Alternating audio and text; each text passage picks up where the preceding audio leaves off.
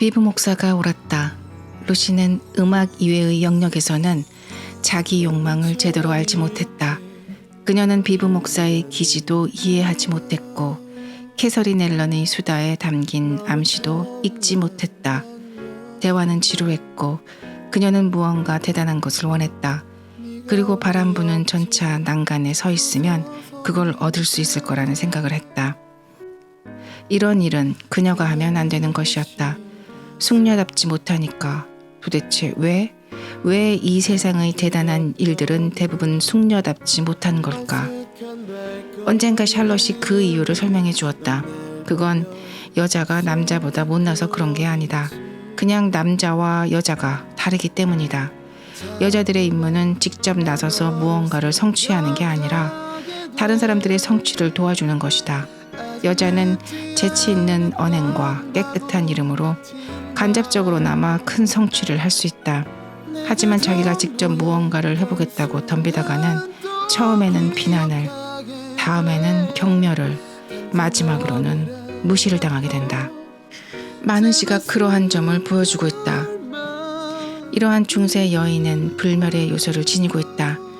사악한 용들은 사라지고 기사들도 종적을 감추었지만 이 여인은 아직 우리 곁에 남아있다. 그녀는 빅토리아 초기 시절의 수많은 성을 지배했고 많은 빅토리아 초기 시절 노래의 여왕으로 등장했다. 틈틈이 그녀를 보호하는 것은 기쁜 일이고 또 우리에게 멋진 식탁을 마련해주는 그녀를 찬양하는 것도 기쁜 일이다. 하지만 어쩌랴 이 존재는 점점 타락해가는 것을 이 여인의 마음속에서도 낯선 욕망이 솟구쳐 오른다. 그녀도 거센 바람과 장대한 풍경, 광막한 초록바다를 사랑하게 된다. 그녀는 이 세상의 왕국을 관찰해왔다. 그 안에 가득한 부와 아름다움과 전쟁을. 핵심부에 불길을 품은 채 빙글빙글 돌면서 물러서는 하늘을 향해 다가가는 빛나는 지표를 남자들은 그녀 덕분에 세계로 향해 나간다고 당당히 밝히면서 그 표면 위를 유쾌하게 움직인다. 그러면서 가장 즐거운 모임은 남자들과 가진다. 하지만 그들이 즐거운 건 남자라서가 아니라 살아있기 때문이다. 이런 법석이 끝나기 전에 그녀는 영원한 여인이라는 장엄한 호칭을 떼버리고 그냥 한 시절 살다가는 존재가 되고 싶다. 루시는 중세 여인을 표상하지 않는다.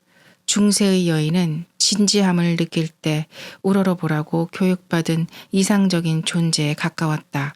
그렇다고 반항의 수단이 아닌 것도 아니다. 이런저런 속박이 그녀에게 불만을 안겨주었고 그녀는 그것을 벗어던지고 싶었다. 그렇게 하고 나면 아마도 후회하리라. 그날 오후 그녀는 특히 마음이 진정되지 않았다. 그래서 자신이 잘 되기를 바라는 사람들의 뜻에 반하는 무언가를 몹시 하고 싶었다. 전차를 탈 수 없었기 때문에 그녀는 대신 알리나리의 가게로 갔다.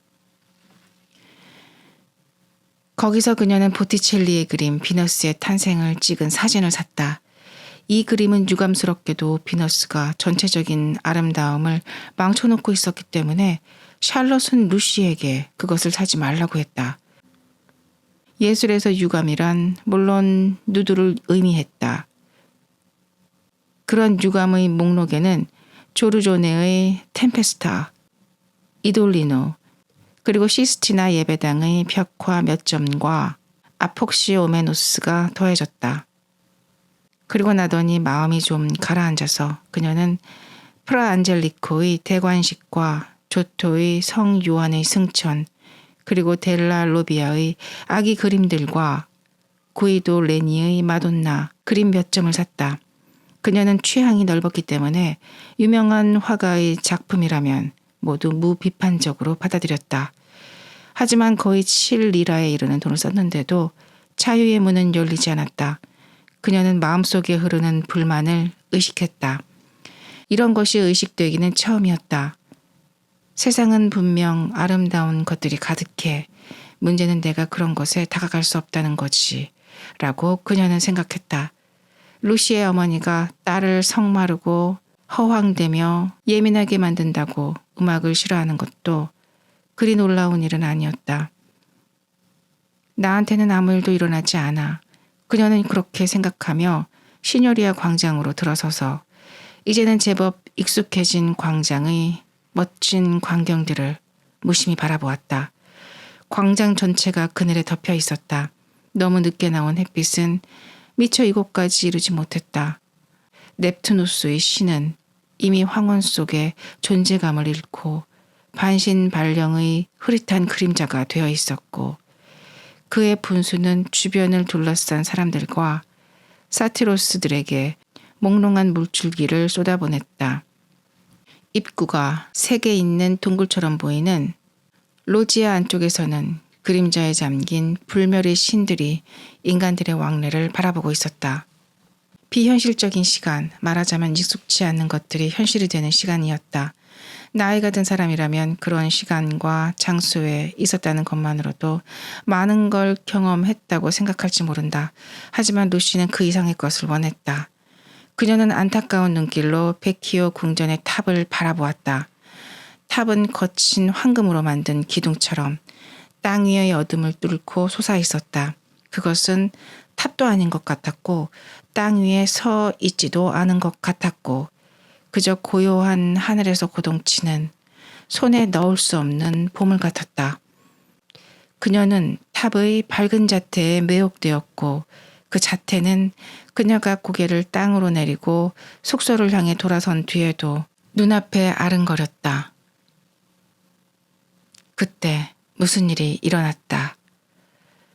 이탈리아인 2명이 아까부터 로지아 옆에서 돈 문제로 다투고 있었다.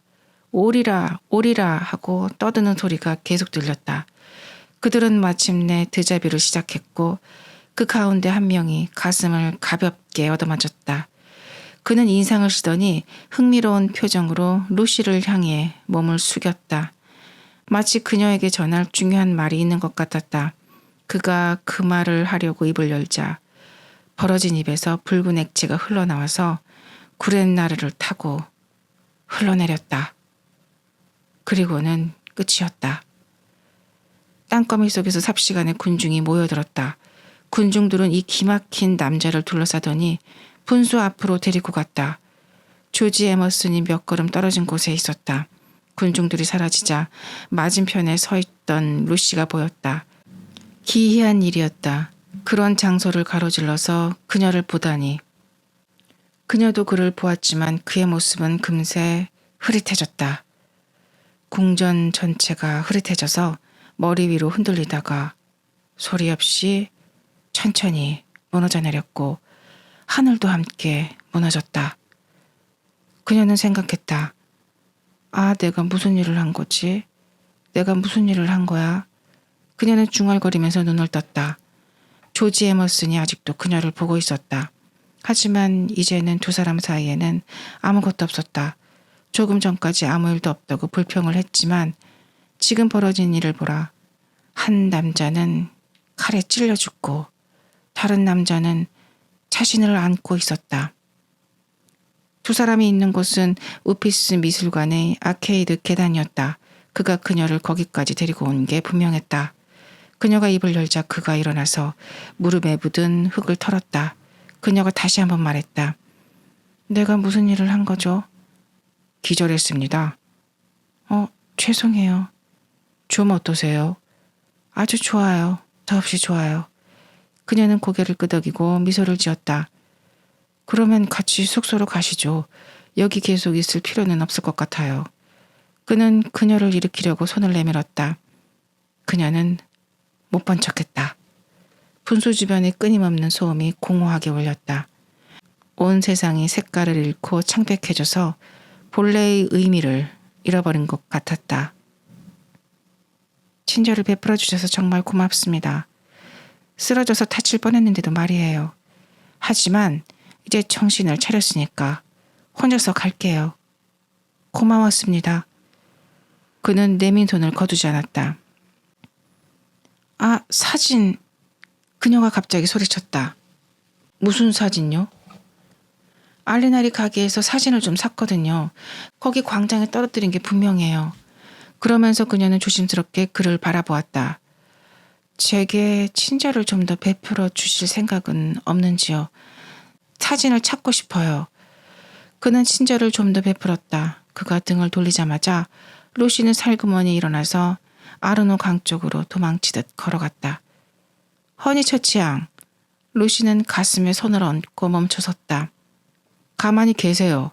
혼자서 움직일 수 있는 상태가 아닙니다. 고맙습니다만 저는 아무렇지도 않아요. 그렇지 않아요. 정말 아무 문제가 없다면 그렇게 도망치실 필요가 없죠. 하지만 저는 그렇다면 사진은 안 찾아드리겠습니다. 저는 혼자 가고 싶어요. 그가 명령조로 말했다. 그 남자는 죽었습니다. 아마 죽었을 거예요.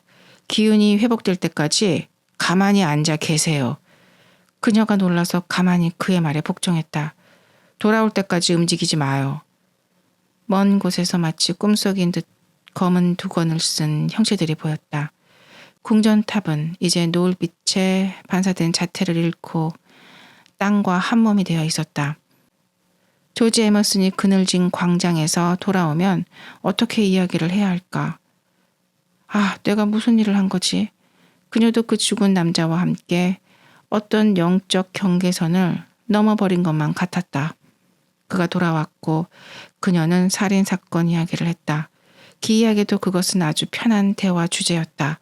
그녀는 이탈리아인들의 성격에 대해 말했다.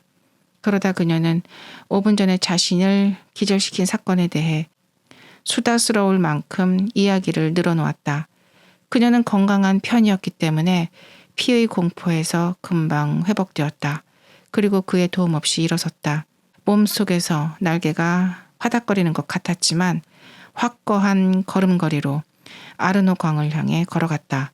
마부 한 명이 호객을 했지만 외면하고 계속 걸어갔다. 그리고 그 살인자는 죽은 남자한테 입을 맞추려고 했어요. 정말 이탈리아인들은 이상하지 뭐예요. 그리고 순순히 경찰에 잡혔어요. 비부 목사님은 이탈리아인들은 모든 걸 안다고 하셨는데 제가 볼 땐 좀 어린애들 같아요. 어저께 샬럿하고 제가 PT 궁전에 갔을 때 그게 뭐예요? 그가 강물에 무언가를 집어 던졌다. 지금 던진 게 뭐예요? 제가 원하지 않았던 물건입니다. 그가 퉁명스럽게 말했다. 에머슨 씨. 네? 제 사진들은 어디 있나요? 그는 대답이 없었다. 지금 던진 게 제 사진들 맞죠? 어떻게 해야 할지 몰랐어요. 그의 목소리는 불안에 떠는 소년 같았다. 그녀는 처음으로 그에게 따뜻한 마음을 느꼈다. 피로 범벅이 되어 있었어요. 아, 이렇게 말하고 나니까 편하네요. 아까부터 내내 이걸 어떻게 해야 하나 고민했거든요. 그는 강물을 가리켰다. 이제 없어졌어요. 다리 밑에서 강물이 요동치며 흘러갔다. 신경 쓰여 견딜 수가 없었어요. 저는 똑똑하지는 못하지만 바다로 흘려보내는 게 낫겠다고 생각했어요. 잘은 몰라도. 어쩌면 제가 겁에 질려서 그런 건지도 모르겠습니다. 그러더니 소년이 남자로 변해갔다. 무언가 놀라운 일이 일어났어요. 저는 혼란을 물리치고 정직하게 이 일을 바라보아야 해요. 한 사람이 죽었다는 사실만이 아닙니다. 루시가 경계심을 느끼고 멈춰섰다. 분명히 무슨 일이 일어났습니다. 그게 무언지 알아내야겠습니다. 에머슨 씨. 그는 찌푸린 얼굴로 루시에게 돌아섰다. 마치 그녀가 그의 추상적인 탐색을 방해했다고 말하는 듯했다. 숙소에 들어가기 전에 여쭙고 싶은 게 있어요. 오늘 제 행동은 어리석었어요. 제 평생 이렇게 부끄러웠던 적은 없어요. 어쩌다 그렇게 됐던 건지 잘 모르겠습니다. 저도 기절할 뻔했어요. 그가 말했지만 그녀는 자신의 행동이 그를 불쾌하게 하고 있다고 느꼈다. 1000번이라도 사과드릴게요. 아, 아닙니다.